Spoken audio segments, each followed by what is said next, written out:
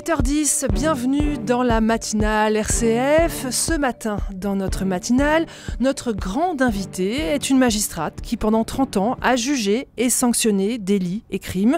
Une citoyenne engagée qui n'a jamais renoncé à croire aux capacités d'évolution de chaque être humain. Une femme passionnée par la richesse de notre jeunesse. Et puis, une haut fonctionnaire chargée de l'égalité entre les hommes et les femmes au ministère de la Justice. Isabelle Rome, bonjour. Bonjour. J'ai tout dit, presque. Vous avez bien dit. J'ai bien dit. Vous venez de publier un livre qui s'appelle « Plaidoyer pour un droit à l'espoir ».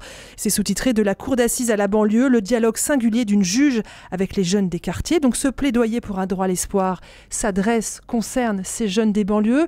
Mais je ne vous l'apprendrai pas, nous vivons ces temps-ci des temps extrêmement particuliers, extrêmement agités, parfois même extrêmement violents, ou avec une immense incertitude qui émane de la part de la population. Est-ce qu'on est dans une société qui manque d'espoir ? De façon plus générale, on reparlera de cette jeunesse des quartiers populaires dans quelques instants. C'est vrai que j'étais beaucoup interpellée. Je me suis dit, ce livre qui s'appelle « Plaidoyer pour un droit à l'espoir », je trouvais que finalement, il était aussi un peu en résonance avec ce qu'on vit aujourd'hui. Et c'est vrai qu'on peut se poser beaucoup de questions par rapport au désespoir. Et si je préconise justement l'instauration d'un droit fondamental à l'espoir pour tous, même si j'ai conscience que c'est une utopie, c'est parce que j'ai trop vu ce que le désespoir peut provoquer. Alors, il ne faut jamais oublier que le désespoir, il peut provoquer d'abord de l'autodestruction, c'est-à-dire que, et par rapport notamment à ce livre, il ne faut pas oublier que le suicide, c'est la deuxième cause de mortalité chez les jeunes. Donc ça, je tiens toujours à le dire. Mais le désespoir, il peut aussi amener à faire des actes irréparables sur les autres et à la destruction. Lorsqu'on est désespéré, eh bien, on peut faire du mal. Quand je dis ça, ce n'est pas pour justifier les violences, ni pour justifier quoi que ce soit, mais c'est une réalité. Et forcément, quand on voit ce qui est en train de se passer, on ne peut qu'être interpellé. Et je pense que d'où l'intérêt de dire il faut permettre à tous d'espérer. Et permettre à tous d'espérer, c'est aussi assurer l'égalité, la dignité de tous. Voilà, il y a des mots que j'emploie, enfin, notamment dans le livre, ce sont les mots d'éducation, de respect. Alors on va revenir sur tout ça, mais voilà, je voudrais d'abord, avant de parler de votre livre et de cette jeunesse, je voudrais qu'on reste un peu sur la situation de ce mois de décembre 2018, un mois qui restera peut-être dans l'histoire de notre pays. Vous parlez du mot désespoir, on entend beaucoup le mot colère. Oui, les deux ne sont pas incompatibles. Ensuite, il est difficile aussi peut-être d'avoir une analyse globale parce que le mouvement ce qu'on appelle des gilets jaunes, il est très disparate et je pense qu'il recouvre des réalités de situation très différentes les unes des autres. C'est pourquoi je pense qu'il est difficile de dire c'est le mouvement du désespoir ou c'est le mouvement de la colère. En revanche, ce qui est sûr, c'est qu'il y a des gens désespérés et qu'il y a des gens en colère. Alors moi, ce que je vois surtout dans ce mouvement, c'est aussi peut-être la marque pour notre société qu'il faut trouver de nouveaux moyens peut-être de gouverner, ou de concevoir la démocratie, dirons-nous. Et ça, c'est quelque chose que j'ai constaté aussi auprès des jeunes, c'est qu'ils croient encore à la République, bon, nous pourrons y revenir, mais ils trouvent que la démocratie est défaillante. Il y a une jeune fille qui me disait la démocratie est un peu partie aux oubliettes. C'était une belle expression. Un autre garçon qui disait la France a inventé la démocratie, mais elle n'a pas avancé avec elle. Et bien sûr qu'il y a des modes d'expression. Il y a le vote, il y a le suffrage universel. Ça ne suffit tout pas. Ça, c'est la démocratie. Oui. Il y a aussi toute l'expression par voie syndicale. Tout cela est bien organisé, mais je pense qu'aujourd'hui, à l'heure des réseaux sociaux, à l'heure où toutes les choses sont moins organisées, eh bien, il faut peut-être penser à une démocratie plus participative.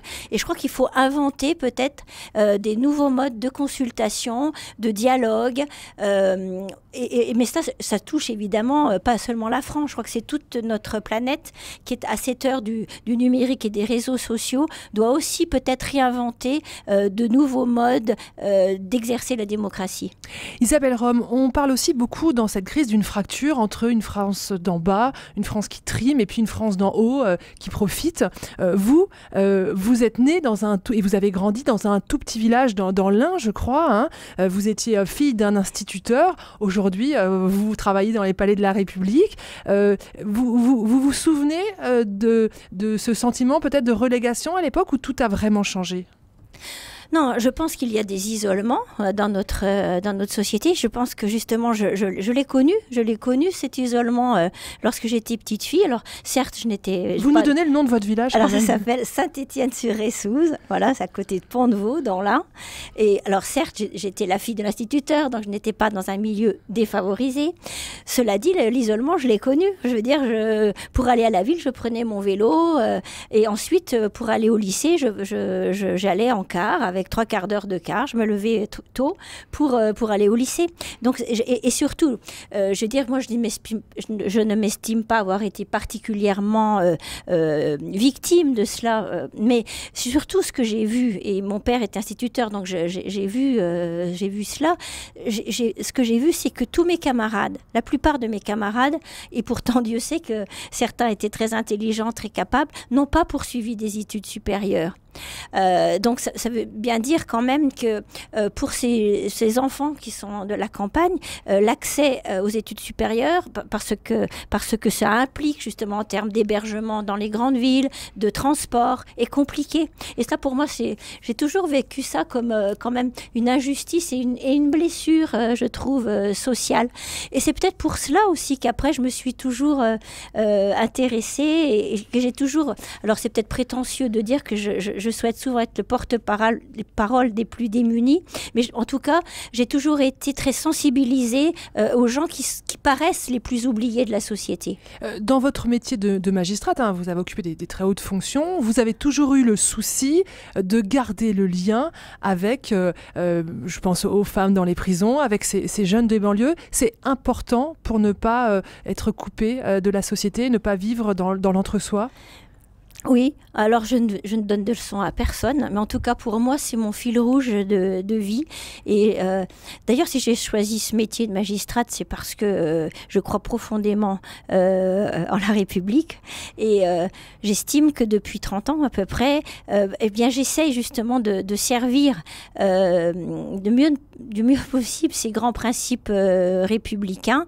Et l'engagement que j'ai, justement que ce soit auprès des femmes, détenues, mais aussi auprès des femmes, puisque j'ai porté aussi longtemps les droits des femmes comme présidente d'une association, et même dans l'exercice de ma mission actuelle, j'essaie de promouvoir l'égalité entre les femmes et les hommes.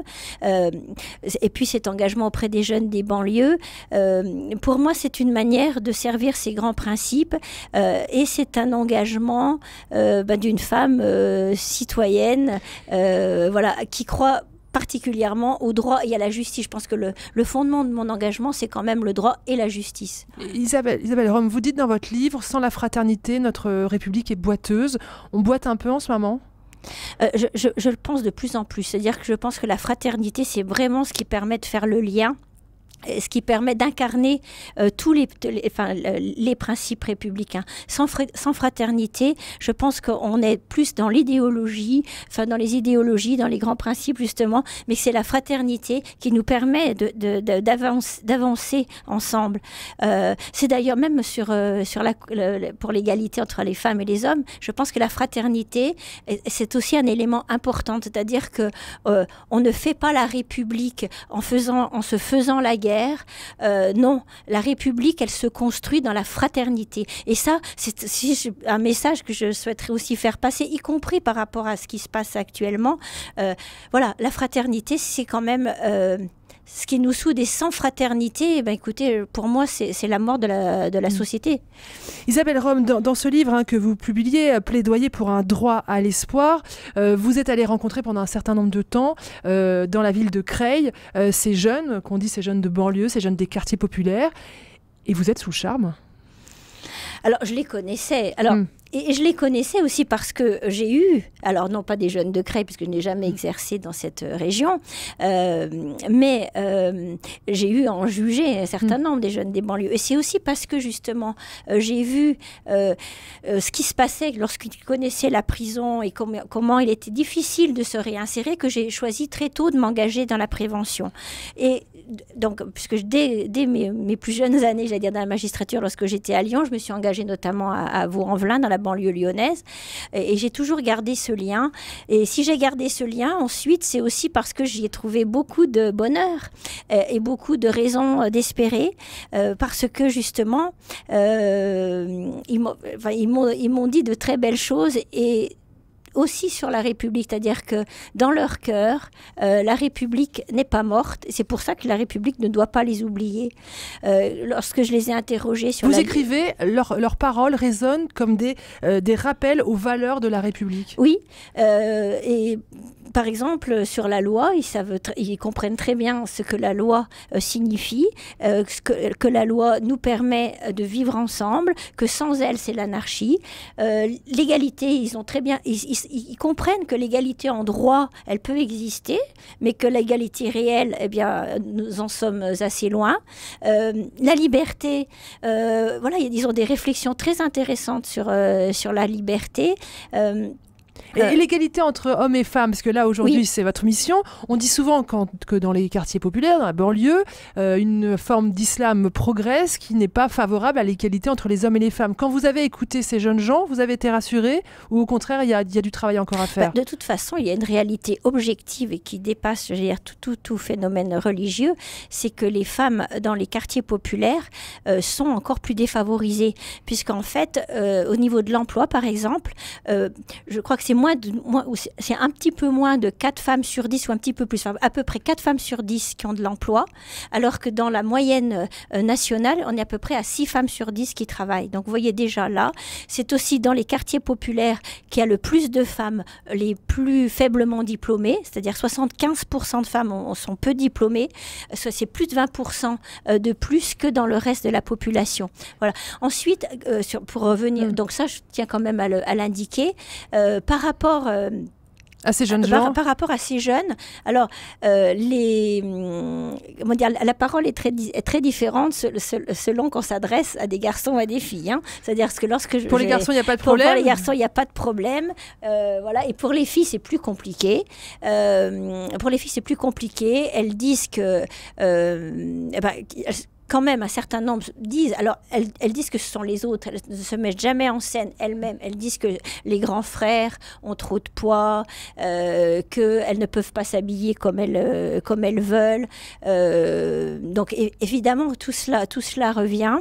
Mais vous restez incroyablement optimiste.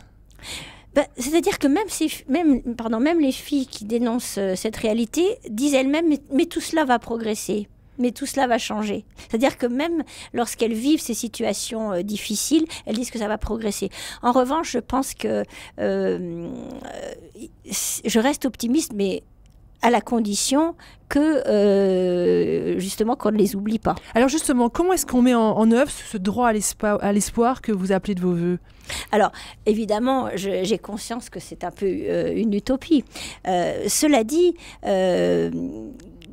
vous savez, quand on regarde ce que sont les droits fondamentaux, on voit qu'il y a trois générations. D'ailleurs, les premiers droits qui sont liés, j'allais dire, à la naissance de notre République, qui sont les droits inhérents à la personne humaine. Ensuite, vous avez ce qu'on appelait les droits de créance, la Constitution de 1946, c'est-à-dire le droit à l'éducation, droit au logement, à la protection, etc. Et puis, on a les droits de troisième génération, notamment avec la Charte de l'environnement en 2004. Et ces droits de troisième génération, ce sont des droits qui